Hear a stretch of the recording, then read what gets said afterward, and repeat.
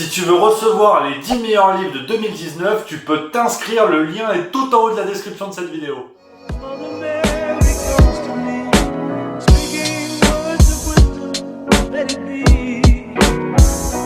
C'est la nouvelle qui vient de tomber, catastrophe politique en France.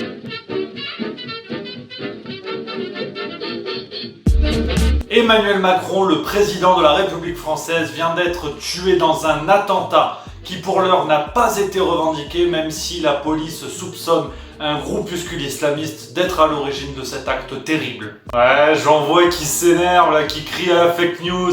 Ouais, t'es pas loin du compte. Ce scénario catastrophe, je le tiens du nouveau livre de François Medellin, Tuer Jupiter, aux éditions de la Manufacture de Livres. C'est vraiment un super livre dont je voulais vous parler, je voulais partager ça avec vous parce que ça fait plaisir. François Medellin revient avec son nouveau roman où il imagine l'assassinat d'Emmanuel Macron par un groupuscule islamiste dans un roman qui tourne assez vite à la satire politique. Mais c'est quand même assez flippant. Et oui, imaginez l'assassinat d'Emmanuel Macron, fallait du courage sur le plan littéraire. On est quand même loin de Christine Angot qui raconte son histoire d'amour avec Doc Gynéco.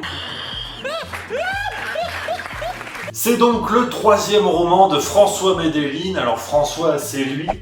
Bonjour François déjà.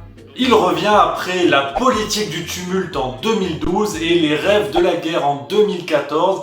Un 3e roman osé, comme je vous l'ai dit, avec une thématique centrale, une thématique politique où il imagine la mort dans un attentat du président de la République et toutes les conséquences qui vont suivre cet acte. Forcément, la majeure partie des personnages de ce roman sont inspirés de la vraie vie. On rencontre Brigitte Macron et d'autres responsables politiques proches d'Emmanuel Macron. François Medellin réunit toutes ces personnalités existantes pour tisser son roman. Imaginez ce que serait la France avec un président de la République assassiné, comme on a pu le voir notamment aux États-Unis il y a quelques dizaines d'années. Et ce qui est très inquiétant, très flippant dans les premières pages, devient assez vite ironique par moment où on voit un jeu politique qui se met en place pour savoir qui sera à la suite d'Emmanuel Macron.